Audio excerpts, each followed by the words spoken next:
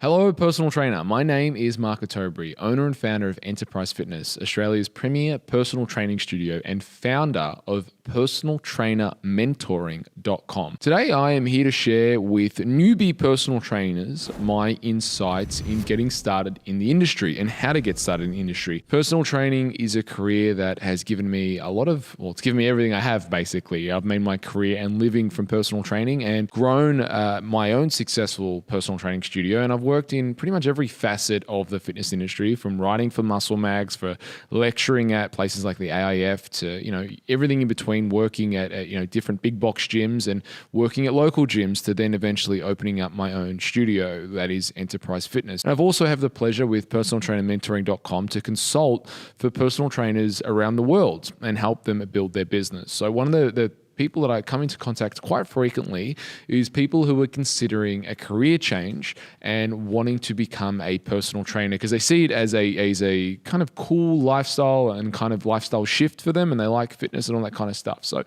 this is what that video is about. It's for personal trainers who want to enter the industry and giving you some advice there. So I think the first thing I really want to share is that personal training is not for everyone, in the sense that the hours are somewhat sporadic because the hours are when your client can train. So for example, it's early mornings. You'd probably be up at 4, 5 o'clock in the morning and in the gym at 6, because you'll have some people who want to train before work. So you might do 6, 7, 8 o'clock, have a break, train yourself. Maybe you'll have a couple of during the day clients if you're lucky when you get started. And then you're back in the gym at night training clients to maybe, 6, 5 o'clock, 6 o'clock, 7 o'clock, 8 o'clock, and then finish at 9 o'clock. So it's not the most, I suppose, socially friendly hours. But the thing is, for me, it was never an issue because I love the gym and it's where I wanted to be. And I think if you are going to make a career out of personal training, that's probably where you want to be. And I do need to quantify or qualify one thing in this. I really am speaking to people who want to be personal trainers, not so much group exercise instructors. Group exercise instructors, they do operate under a different set of rules in the sense that often they're going to be employed by clubs. So let's talk about the different models you can enter the industry as. So firstly, you have the big box model. The big box model is like your Fitness First, your Good Life, your Jets, whatever it is, where you're going to be paying a rent to the club. So that rent is to basically get access to the members there and operate your own business inside that club. Now, that is currently, I would say it's probably the most common way to be employed as a personal trainer. Well, you're not really employed, so I shouldn't say employed, because you're actually a subcontractor. You're leasing the space at that Fitness First or Good Life or whatever it is, and you're running your business through the club. So in that scenario, the client or the member at that gym would pay you their money directly, and you're going to take care of your own tax, your own superannuation, all those factors, money management, billing the client, admin. So there's obviously a lot to do. There's a lot of sides to that.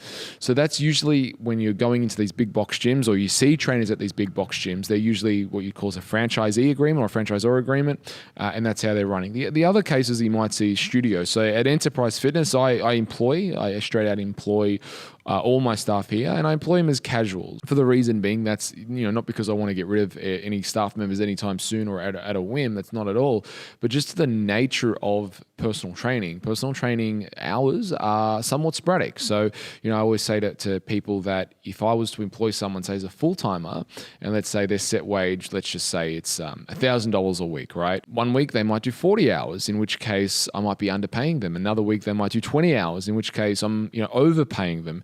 What really is the best way to do it is to figure out how many sessions people are actually doing and then pay accordingly to that. And obviously with something like personal training, sessions change week to week. And why do they change week to week? Well, because people change.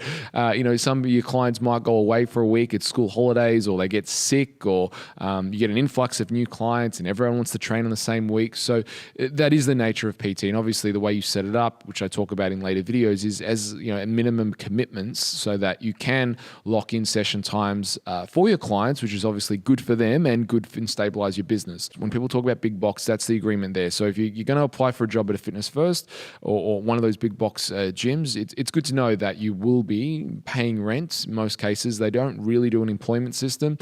The way they usually do it, by the way, is they usually start you off with something, I don't know, it's going to depend on each gym. So I don't know the exacts on the way different gyms do it, but it is generally the way industry conducts crux itself is that you'll start with kind of like a rent-free period, but you need to do some hours on the floor, and then you go to doing less hours on the floor, and then you might pay half rent until the third month or whatever it is.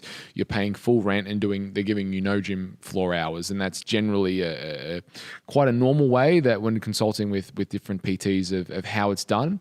But again, you got to check with the gym that you're at. Now, as I was saying before, you might get employed at a studio, but you do need to realize that employments from studios are far and few between, and a lot of good, to be frank with you, a lot of good ones. I mean, the way we set it up at Enterprise is the gold standard, and we look after our staff very, very well and have further development and education programs where our staff can impart in. But that's why we're the leaders in what we do. And our jobs get filled for PTs and coaches. They get filled very, very fast because, frankly, there aren't a lot of ways at studios. And there's numerous reasons for that, because studio owners usually aren't well versed in business and how to run these things. But those jobs do exist, but you got to look for them, and you got to be damn good at what you do to get employed and get those opportunities. I know that's the way it is here. There are other studios where the fees that they're going to pay you is going to be very broad range. I couldn't tell you, because every studio kind of does their own thing, and there isn't a set norm. So some studios might offer you, let's say $25 an hour. Others might be offering you $50 an hour. It really depends, and also what you bring to the table. Like, are you going to bring clients with you? So